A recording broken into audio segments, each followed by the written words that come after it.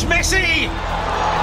It is the cleanest of clean finishes from the best on the planet. It's time for the biggest sports stories. Liverpool, the champions of Europe, are top of the world. The biggest interviews. That such a great spectacle is ruined by such thuggish behavior. And all the analysis right here. He's the one player that has the arrogance to think that he can play in any stadium in the world and any pitch in the world in front of any player in the world and take them on. Every weekday, it's my sport, it's your sport. It's ZiFM Sport. Let's join the team for the biggest show in the world of sport on ZiFM Stereo. My station, your station.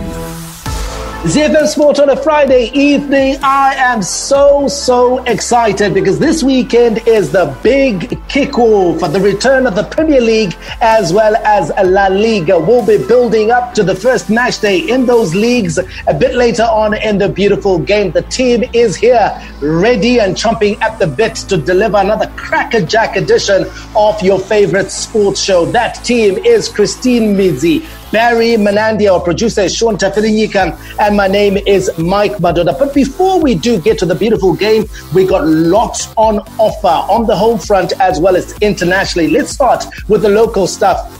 Exciting news yesterday, former Dynamo skipper Murape Murape has been appointed head coach of the newly established Real Betis Football Academy in Zimbabwe. And then in our international sport, the Queensland Reds have made no changes to their starting 15 for tomorrow's Super Rugby AU qualifying final against the Melbourne Rebels at Suncorp Stadium. In Around the World in 60, we take off in South Africa, where Cricket South Africa says it does not agree with the South African Sports Confederation and Olympic Committee's instruction that the entire board and executive leadership be sidelined. At Flushing Meadows, Victoria Azarenka came from a set-down to stun record-chasing Serena Williams to set up a US Open final against Japan's Naomi Osaka. And in Missouri, Patrick Mahomes threw 3 touchdowns as the Kansas City Chiefs began their defense of the first championship in 50 years by beating the Houston Texans 34-20 in the NFL season opener. We'll take our play of the day, and it's Fire Friday today. Then we'll dive into the beautiful game. We have a big Premier League preview where Trent Alexander-Arnold says Liverpool will have a big target on their back this season and must adapt and improve if they are to defend their title. The Premier League isn't the only major European league that returns this weekend, as La Liga begins tomorrow without its top teams and still without fans, but with hope that an unusual European summer could lead to a season of surprises. In Liga, Thomas Tuchel shrugged off Paris Saint-Germain's loss at newly promoted Lens, insisting a draw is the best result the depleted champions could have hoped for in their season opener. And in an update from South Africa, the clear-out of Kaizer Chiefs has continued after the club confirmed the early termination of assistant coach Sean Bartlett's contract. All of that and so much more to look forward to on this edition of ZiFM Sport. But first, our power play, Fire Friday. This is Head and Heart, Joel Corey featuring MNEK. The Warriors, the Chevrons, the Cheetahs, the Mighty Warriors, and the Sables. From the pool to the track to the field, we are Team Zimbabwe. The Home Front. Local sports news and analysis.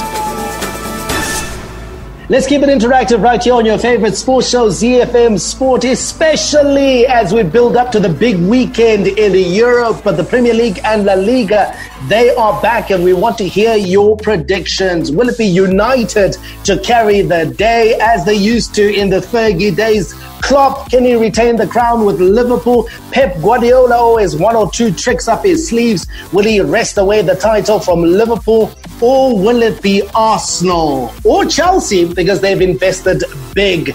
Interact with us at ZiFM Sport, or simply search for us in our individual capacities. Christine Midzi, Sean Tafirinyika, Barry Menandi, myself, Mike Madoda, Alois Bunjira, or Mark Pozza. But before we get them, let's get into news from the home front. And the news is that former Dynamo skipper Murape Murape has been appointed head coach of the newly established Real Betis Football Academy in Zimbabwe. Murape will closely work with the Spanish technical director who will be seconded to the academy next year. This is the first ever grassroots football development project in Africa by Real Betis, and it was developed within the club's strategic plan of looking to extend its brand and methodology throughout the world. Let's hear from the newly appointed Murape Murape. It's a huge honor. It's so overwhelming and a dream come true for me. And it means we have huge responsibility on our shoulders. We need to make sure we get this right and make sure we get the right people in. We get the people who want to. We can only improve our brand, and players who want to do it and who can do it, so that our program becomes a success. Murape Murape, of course, is now 40 years old, a former Dynamo skipper and assistant coach. And of course, he's been tasked with the very prestigious job, but challenging job of being the head of a group of coaches locally who work under the technical director from Spain to groom youngsters that are said to be the next generation of footballers for the nation, Barry, and even possibly for Real Betis themselves. Yeah, good choice. I think that Murape Murape, by the sheer longevity that he exercised at Dynamos, being a one-club man, I think that was a demonstrative of the man's character. He's able to stick it through, stick it out. He's been working in the development structures. He's been working, of course, with Heritage School out in Brook, and been working with their soccer program, which also includes a bit of an academy. So he's not a new face or name to development in the country. The only thing is that now it's going to be supersized. So my hope is that he's got also the administrative nous to be able to execute the duties that he needs to under the Real Betis Academy.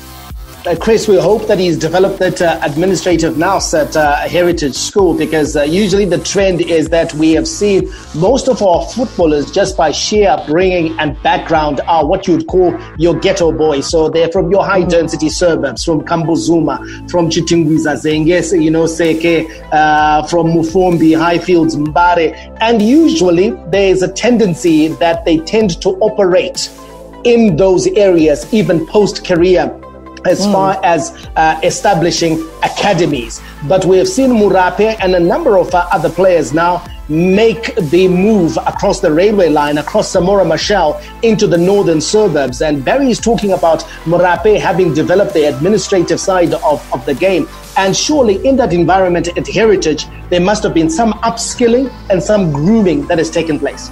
Definitely a great deal of upskilling probably took place at the Heritage School. I think being head coach of an entire soccer program, and if you look at the Heritage when it comes to their sporting programs, even their academic programs, they're incredibly detailed, well-structured. And if you're going to be the head coach for that, obviously there's some training that's going to take place. And also because you're in charge of an entire soccer program, then you're most likely going to be learning a lot of things in terms of actual administration. So I think Murape has done a really good job, first of all, of getting across and actually furthering his career in a different sort of area than we're used to seeing our former players. And I think that's been incredibly good, especially from a grooming perspective. When you speak to Murape, I don't think he's ever been, but especially now, incredibly well-spoken, well able to articulate himself. And just from a perspective of then being able to work with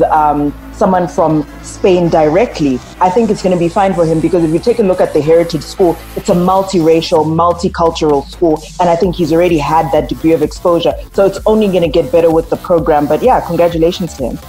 Certainly, congratulations to him. Remember, he is a former member of our team here at ZiFM Sport and someone that we can lean on and call on. He used to be, of course, one of our pundits for the Castle Liga Premier Soccer League. Now, this project has got tongues wagging here in Zimbabwe. A lot of people are excited to see what Real Betis can bring to Zimbabwean football, to local football. The project, of course, is in partnership with local sports agency, Athlete Sphere Management, which is headed by former Zimbabwe Rugby International Gerald Sibanda.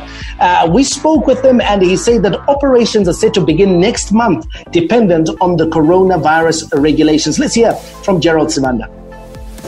Fantastic opportunity for our country, fantastic opportunity for Zimbabwe tourism, fantastic opportunity for Zimbabwean sport. I think this is the time to market brand Zimbabwe in the rightful way. Spanish La Liga team coming into Zimbabwe, having confidence in our brand, having confidence in our football abilities and talent. I think it's a great opportunity for us. Real Betis has been existence since 1907, and today they're 113 years old.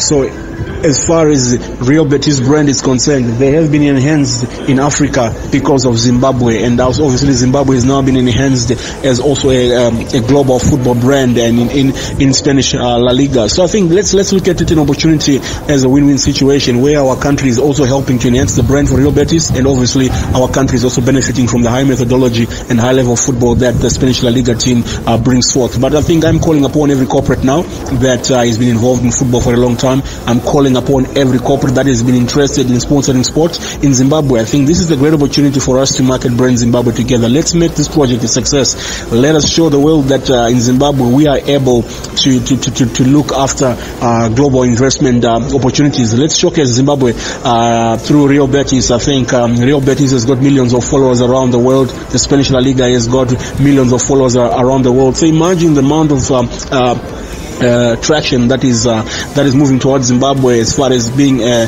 great global investment landscape. So I think this is a great opportunity. Let us all put our hands together and let's make Real Betis Academy Zimbabwe the first of many opportunities that will enhance Zimbabwean sport. The one thing, Barry, that people will certainly want to know is that when the work does get underway, when they start getting on the ground, how is it going to operate? What is the nature of this talent search and the grooming of local talent here by Real Betis? Well, in essence, the starting point is that two schools which are yet to be confirmed will be used as centers for the academy in Harare and Bulawayo. Then Midlands, Manicaland and Victoria Falls will chip in with another, and those last three, the Midlands, Manicaland and Victoria Falls, I think are going to come in on stream a bit later on. A group of at least 15 players from the academy will travel to Seville, Spain, every year for a series of football activities meant to prepare them for the rigors of top-level professional football. The fact that this is going to be based at academic institutions, at schools, tells me that we're not necessarily going to see a brick and mortar structure that's going to identify the Real Betis Academy, at least not for now.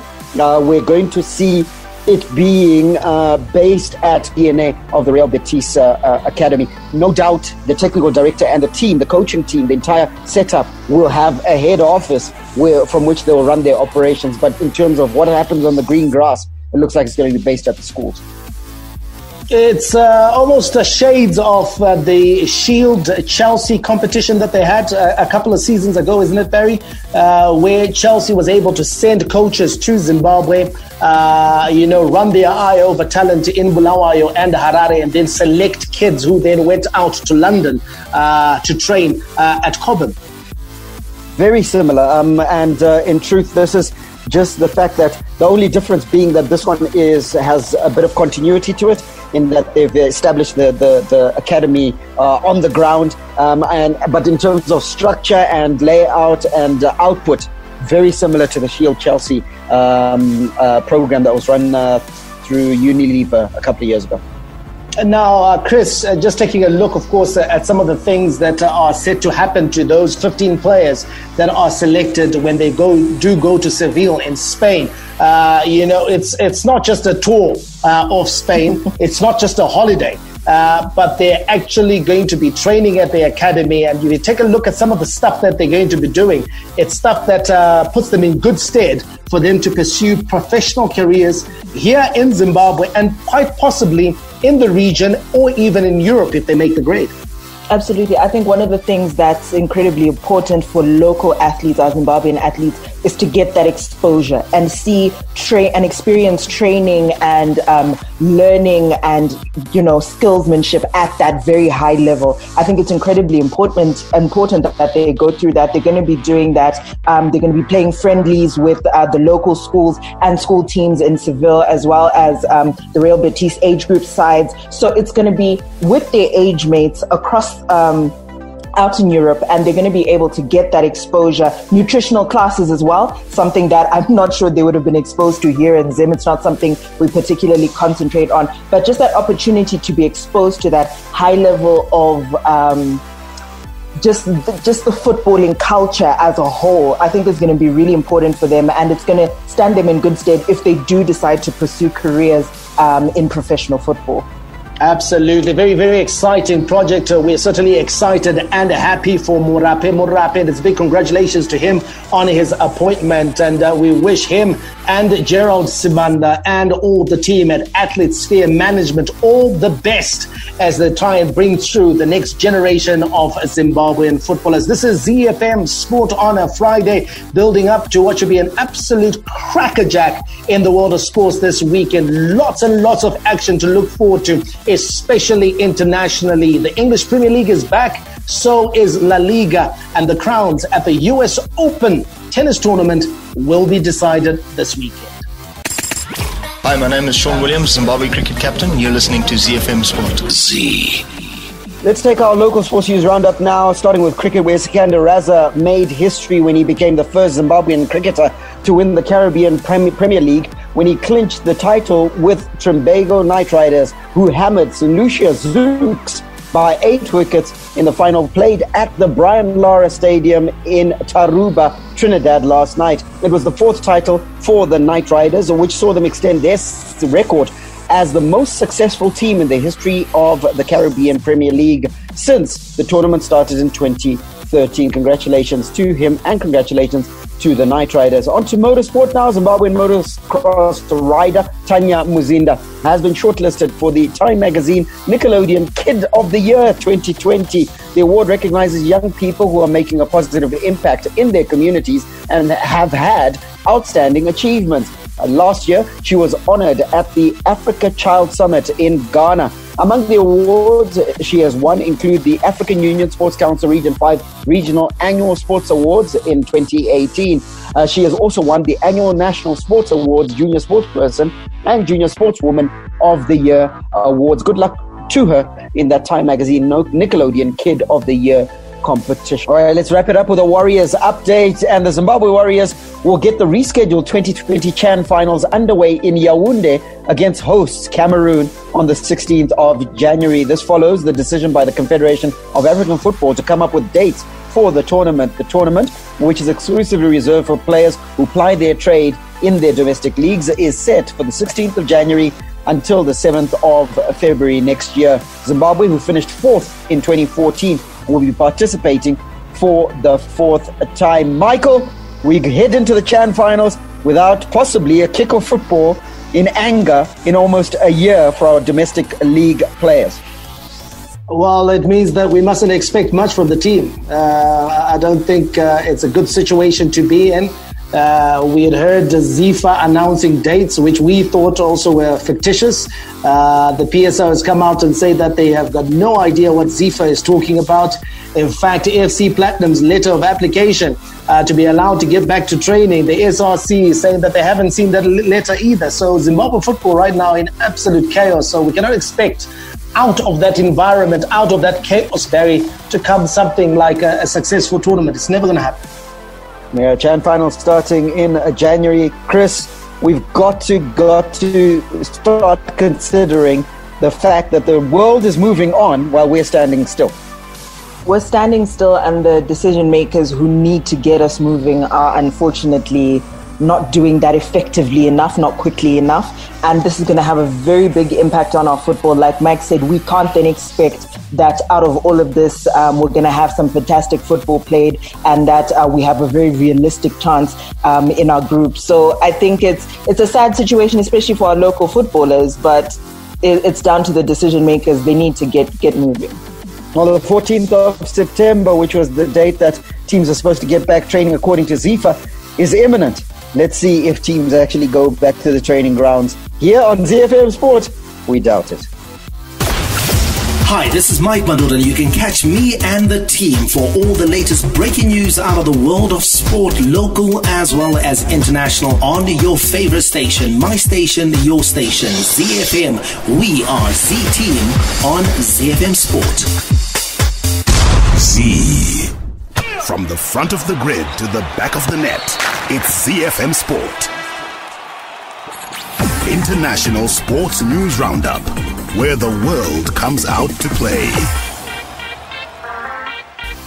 News from down under. The Queensland Reds made no changes to their starting 15 for tomorrow's Super Rugby AU qualifying final against the Melbourne Rebels at Suncorp Stadium, searching for their 5th straight win at home to remain unbeaten in Brisbane this season. Reds head coach Brad Thorne decided to keep the same starting side for this weekend's grand final qualifier, with just 2 changes on the bench. Let's get the pre-match thoughts of Reds coach Brad Thorne. Each game's like a little exam, another little exam, and then this is like a final exam. So it's all about preparation, having a good mindset going into the game. With that preparation comes the responsibility of turning up ready to play, putting on a performance. So you don't want to play the game before Saturday night. You want to have good balance in the week or whatever, but when you do your pre-season, the first day you turn up, or any sort of dues you're paying throughout the pre-season or the comp, this is why you're doing them, to play in this sort of arena. So this is where you want this club to get used to being.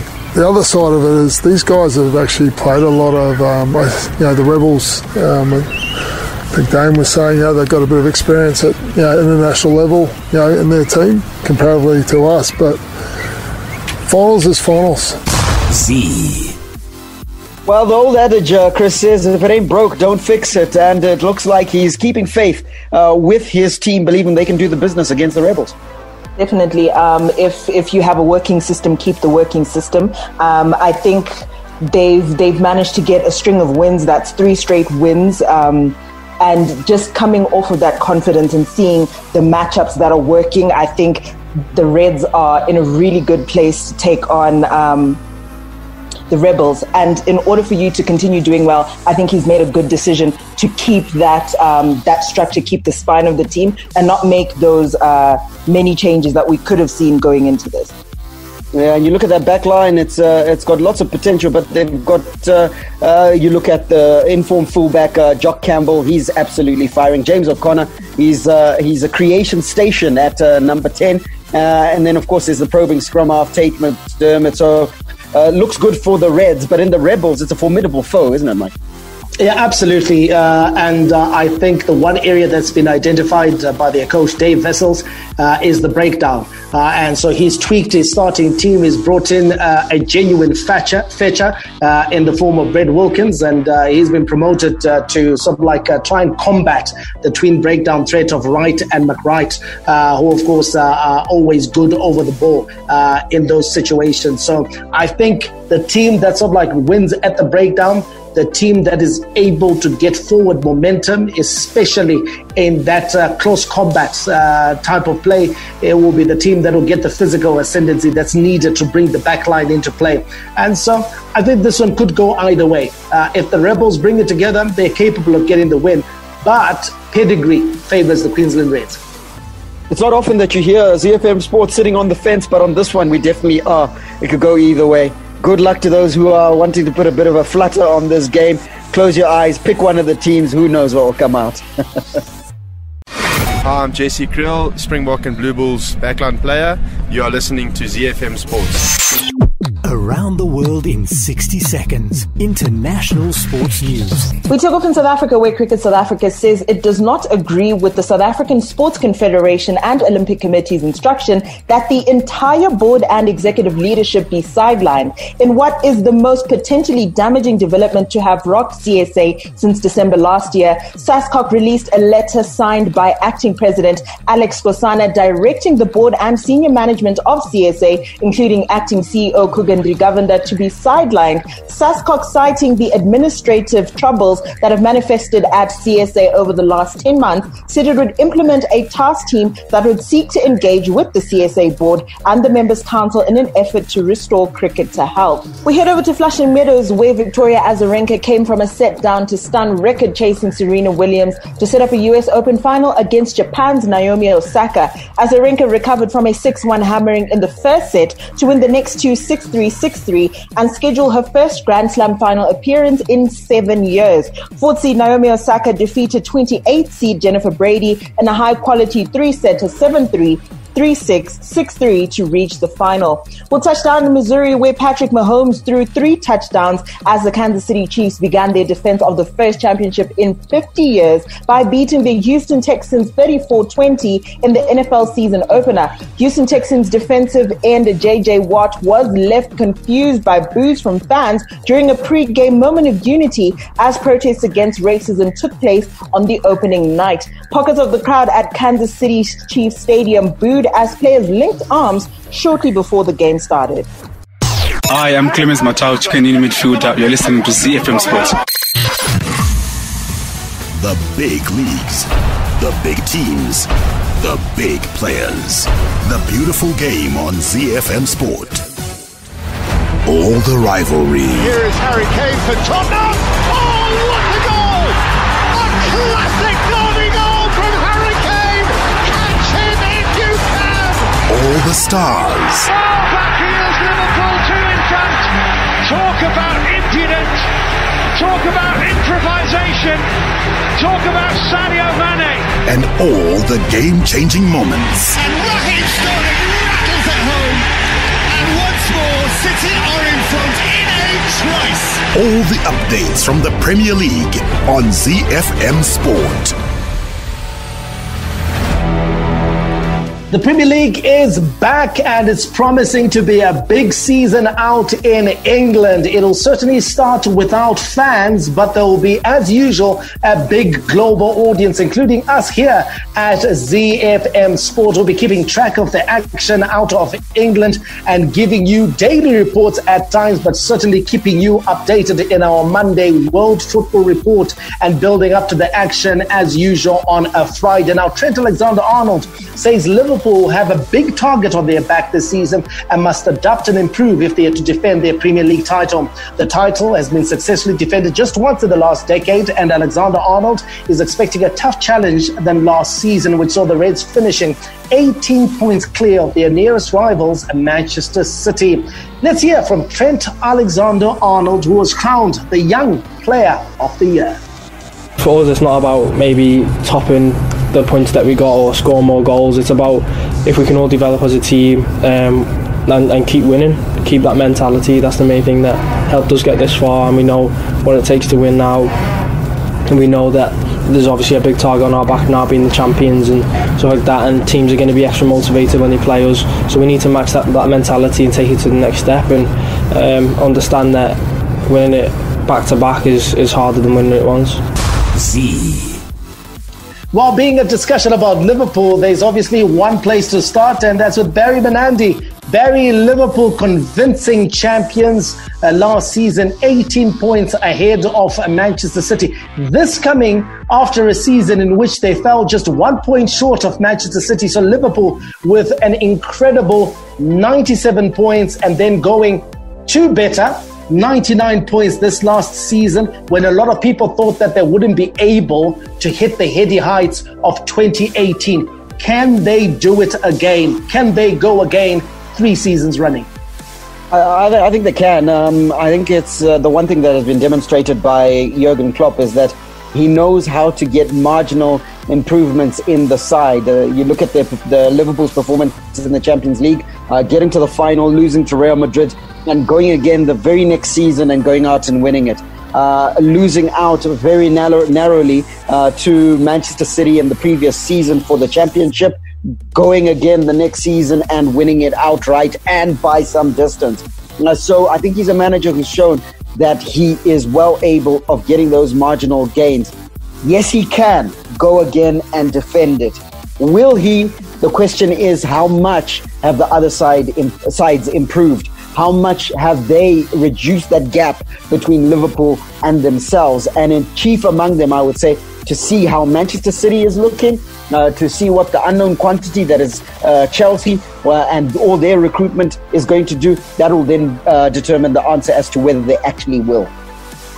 Chris, there hasn't been a lot of expenditure in the league as a whole, mainly as a result of the coronavirus pandemic and the financial ramifications. So we haven't seen big business, but the positive is that the transfer window is still open for several weeks. So teams are still able to carry on and continue doing business for several weeks, even though the season is kicking off tomorrow. But when you take a look at the purchases made by Manchester City, they've brought in Nathan Ake, they brought in Ferran Torres. You take a look at Chelsea, they have brought in Thiago Silva from PSG. They brought in Timo Werner very early on in the transfer window to play in attack. And they've also made several purchases. I think Kai Havertz has come in, and they've got Ziyech, who was purchased from Ajax Amsterdam. So they have done a lot of the bidding and a lot of the buying. Does that take Chelsea closer to Liverpool? Man City, have they done enough to close the gap and to be able to have a side that will play not just beautiful football, but will find consistency over 38 games?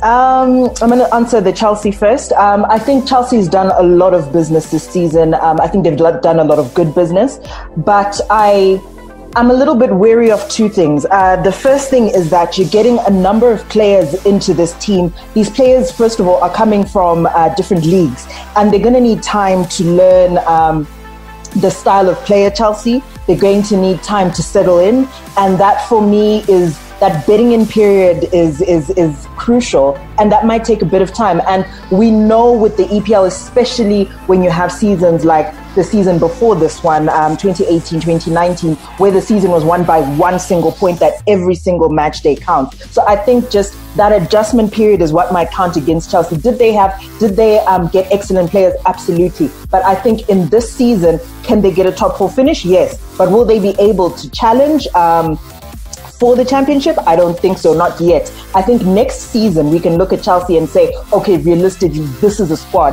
that can challenge. In terms of Manchester City, it's going to take, I think, for me, a little bit more than bringing in those two players amongst others to get them to a place of consistency. I think it's going to take a little bit more in terms of I'm not sure, just a touch of magic, because Manchester City were there or thereabouts, but were slipping in some of the games that we would have expected them to just close out and win. So I think it's going to take a little bit more.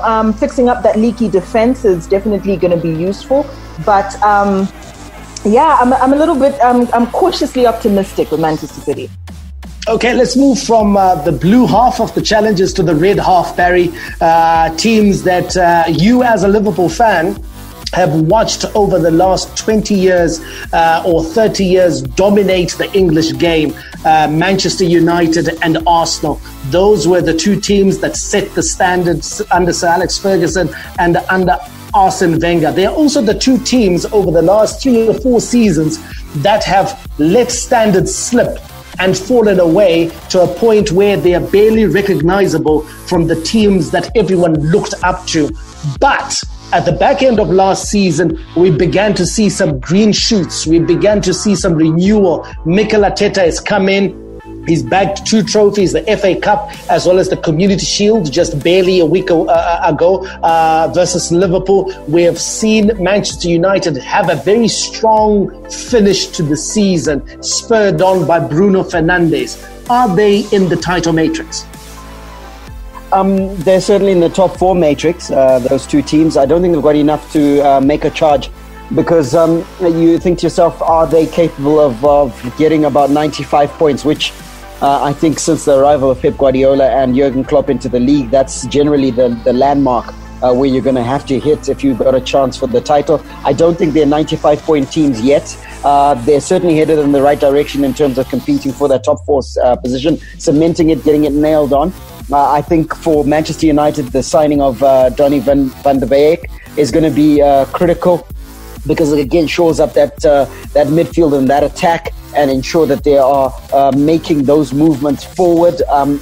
Not being able to close out the Jadon Sancho deal might be one that is the Man United fans are agonizing over, because I think they would have looked to them to say, let's get the complete article in Jadon Sancho rather than the potential that is Mason Greenwood. But I think Mason Greenwood still is a fantastic player. You look at the Arsenal side, Arsenal's recruitment has been good as well. I mean, Saliba coming back, he's like a new signing. I mean, they signed him about a season ago. He's coming now to play in the team proper. Shores up that defense. You've got Ceballos coming back on loan. So there's good news around Arsenal, and I think that Mikel Arteta has shown that he's well capable to get the best out of players. And I'm going to talk about a Brazilian, Willian. Willian is going to be a critical signing for Arsenal for 2 reasons. Number one, his impact in the dressing room in terms of the experience that he's had of winning stuff. Secondly, his ability on the football field. And I think that Arsenal are one to consider for that top 4 finish. Chris, the reports that Aubameyang is committed to Arsenal, that is sort of like the boost that Arsenal need just before the big kickoff. Oh, big time. I think Aubameyang has been a centerpiece for Arsenal, especially in this last season. He scored majority of their goals. If you take a look at those 2 cup wins you mentioned, he's the one who made sure that they got those cup wins. His goals made sure. So I think being able to build this Arsenal side around Aubameyang is a key part of their strategy, and him signing for them is just absolutely brilliant. Just gives them the lift they need, and also the Arsenal fans build a bit more belief in going into this next season. Barry, let's go listen to Arsenal's neighbours, Tottenham, their fierce rivals in North London under Jose Mourinho. We saw Mourinho in the second half of the season after taking the job. He had a good start, a high-scoring start where he was also conceding a lot of goals, and a lot of people thought, refreshing. This is a new Mourinho who's willing to go out and win matches. Doesn't matter how many that he's conceding. But then we saw the old Mourinho sort of like come to the fore after the restart, and Tottenham begin to play in the Mourinho mold, where it was mean, it was defensive, it was miserly, it was park the bus, counter-attacking type of football. The excuses he had last season were that he never had his best players. But this time he started the season with all his best pieces ready and firing. Harry Kane is available, Son is available, Dele Alli is available. He's managed, of course, to bring in a few players, and I think he's brought in Doherty from Wolves, a very good fullback. So he's got no excuses this time, Jose Mourinho, and the fans at Tottenham will be expecting a lot more and a lot better. They will be. In mitigation for Jose Mourinho, and I very rarely say anything mitigatory about Jose Mourinho. He had, yes, the injuries that you've already mentioned, but he had a lot of contractual issues around the club when he joined it. You had the Eriksen situation that needed to be sorted out. Jan Vertonghen was his Toby Alderweireld, his contract was running out. So he had a lot of administrative headaches that he had to balance, all in a bid to try and finish in the top 4. He failed in the end, but he had to sort of adapt a pragmatic approach at the restart and try and get what he could out of the season. But those are all sorted now, Barry. So they are, and that's no excuses now. That's where I'm going now. He's got no excuses. He's had a pre-season in inverted commas of note to prepare the squad and the team the way that he wants to play. He loves aggressive football. He loves football that gets in your face. He wants to play football that entertains less, wins more. So let's see if those players that are on the park can deliver that. I think Bergwijn, for the little that we saw of him since he was signed at Spurs, certainly would interest us. Spurs was another club that was struggling in the goalkeeping department. They brought in Joe Hart, definitely as a backup to Hugo Lloris. But I think the issue there was that to get into the headspace of Hugo Lloris so that he's able to deliver at a consistent level. And I think Joe Hart is going to do that mentorship role. And if he needs to step in, he's well capable of doing that. Okay, now before I get to hear your predictions, guys, on how it will end up at the end of the season, I want to find out from both of you, which of the promoted sides do you think is going to make an impression and survive? Last season we had Sheffield United. It was a surprise package because when we were all asked and when we were all talking about the teams that we thought were going to go down, we all mentioned Sheffield United. A lot of pundits around the world mentioned Sheffield United as their definite pick for a team that will be relegated. This season we've got the White Rose of York. It has returned. Leeds United is back in the Premier League, and of course Manchester United, that will be their big rivalry. That's even bigger than their rivalry with Manchester City. And so that game is going to be back, and it's an exciting game, I think, for United and Leeds fans to look forward to. We've also got Fulham out in London. Chelsea have got a derby, I'm not snickering here. I'm not Nsgwanza, but it's true. That is the West London derby, Chelsea versus Fulham.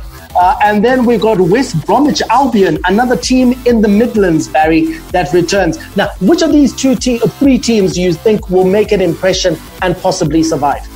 Easy. As you call them, White Rose of York. I think that Leeds United is going to make the biggest impact, largely because of what they've got in their dugout. And by this, I'm not talking about the substitutes. I'm talking about the head coach, the manager at Leeds United, the maverick, Marcelo Bielsa, the man they call El Loco.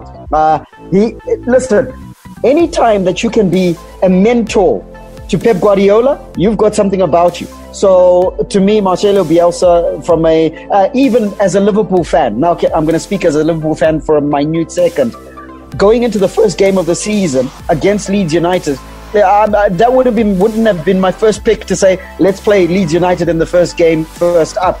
The advantage obviously being that perhaps they'll be a little bit cold. They won't have picked up momentum or whatever the case may be. But Leeds United are going to be very tough to play against. I foresee that Leeds United, number one, will survive. Number two, are going to make a big, big splash in the Premier League. Absolutely, and I think they're very lucky to actually have a coach of the pedigree of Marcelo Bielsa as their head coach. I mean, he's a coach that could be at Barcelona, at Real Madrid, at Manchester United, at Liverpool. So he certainly loves the project, and that's why he's hanging around at Leeds. You agree with Barry, Chris, in terms of Leeds? Yeah, 100%. I think Leeds is the team I think that we can look forward to making a very big impact, not just survival, but to be able to actually shock some of those big teams that we'd expect to be able to do well against a team that's just been promoted. I think this is going to be a bit of a kingslayer of a team this season. They recently got Rodrigo from Valencia for £30 million. Should be able to contribute a nice chunk of goals for them. And in this competition, goals count. Goals is what you need. So for me, I think Leeds, besides just having Marcelo Bielsa, I think he's managed to build a very solid side, and they're going to be able to cause some upsets this season.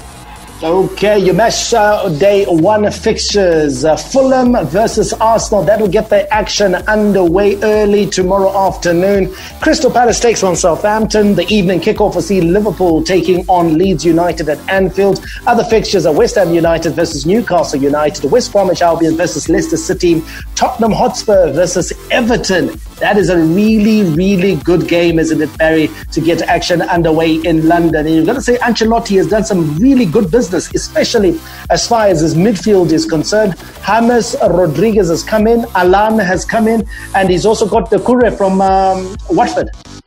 Yeah, and in truth, he's got signings that are not only good players, and they are the ones that you've mentioned, but he's also got players who are plugging holes, and he's spot buying for the areas where he had concerns. My one challenge is that I don't think he's necessarily bought goals.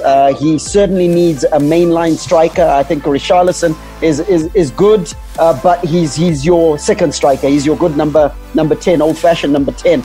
but he needs a gunslinger up at the top. If he gets that, I think he'll make a big impression this season. But this game specifically, going to be very entertaining because these two managers have got good sides, have got very pragmatic approaches, and can also be very entertaining on their day.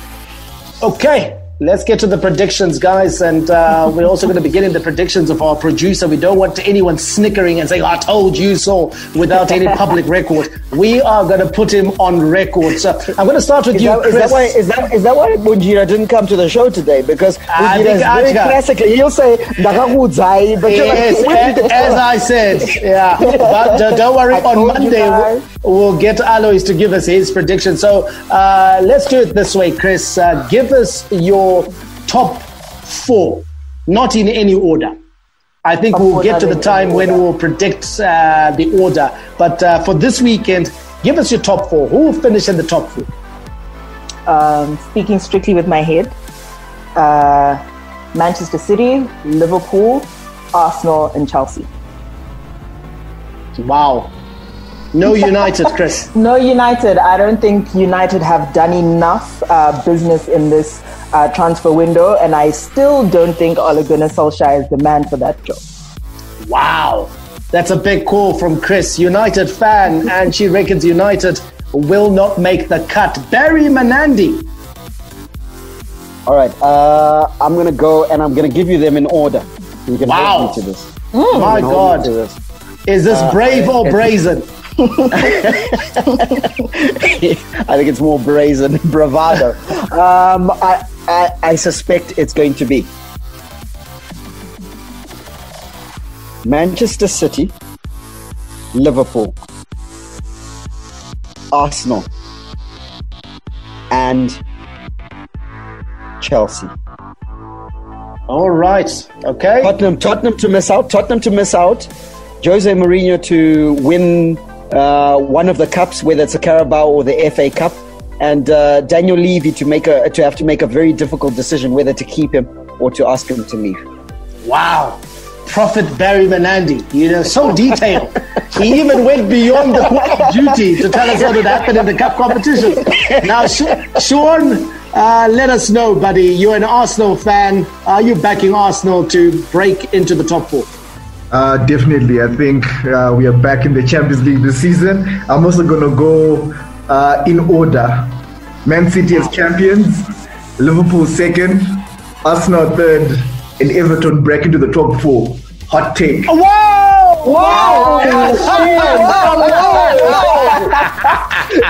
Oh my God. That is a hot take, Sean. I think you've had people falling off their chairs, Sean. What? My goodness. Shucks. No Why, Chelsea. Sean? Why? No Manchester United. No Spurs. You reckon Everton will have better seasons than those teams? Yeah, I reckon Chelsea, Frank Lampard is not going to be able to put that talent together. I don't think it's just he has the coaching prowess to do that. And Everton, Spurs with Mourinho, I don't see them making the top 6 even. So tactically, you think that's where United, Chelsea, and Spurs will fall away? Definitely, yeah.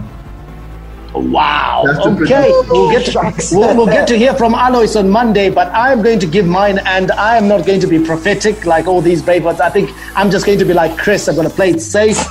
In no particular order, I am going to have Man City and Liverpool certainly in the top 4, and joining them, I'm going to have Chelsea, and I am going to have Manchester. No, I'm going to have Manchester United. Yes, I have Manchester United. Yeah, Manchester United. Wow. I think if Manchester United doesn't suffer any injuries and the refs and VAR stay true to form, they should be able to pick up a number of penalties here and there. I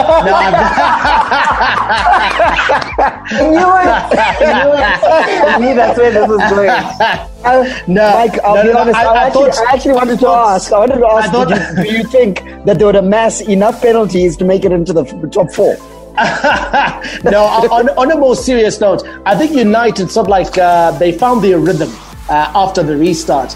I think the only question will be, will they be able to rediscover that form at the start of the season? This is a season that's going to be very competitive. I like the fact that Sean has mentioned Everton. You can throw in Wolves in there. I think Wolves has done some really good recruitment, young, hungry players. So you're taking a look at a situation where we've got about 8 clubs against whom you're not guaranteed a victory unless you play well.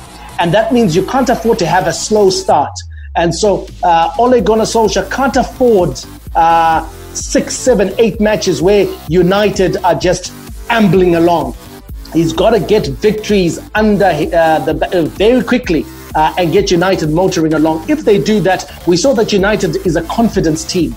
After the restart, they started well, they continued well, and that's why I am tipping United to make the top 4. If they hit their straps early, I reckon they could just pip Arsenal to that 4th and final place. All right, we're out of time. We got to go. But remember, La Liga returns this weekend. The first fixture, of course, is Granada taking on the Athletic Club of Bilbao. We'll give you all the results out of La Liga on Monday. Remember, Barcelona and Real Madrid matches have been postponed. They're not in action this coming weekend. And then, of course, Liga fixtures this weekend. Marshall Munetsi and Tino Kadewe will tell you what their teams are doing in Liga on Tuesday, in our League One special, which takes place every single Tuesday. That's been our show. We hope you enjoyed it. Nedbank Cup final, of course, this weekend as well. There's so much sport on. We just don't have enough time. Catch us on Monday for our weekend review. It's going to be frenetic. For now, may God richly bless you. That's my story, and I'm sticking to it. Manande, out. And it's Messi! It is the cleanest of clean finishes from the best on the planet. The biggest sports stories. Liverpool, the champions of Europe, are top of the world. The biggest interviews. That such a great spectacle is ruined by such thuggish behavior. And all the analysis right here. He's the one player that has the arrogance to think that he can play in any stadium in the world and any pitch in the world in front of any player in the world and take them on. Every weekday, it's my sport, it's your sport. It's ZiFM Sport on ZiFM Stereo. My station, your station.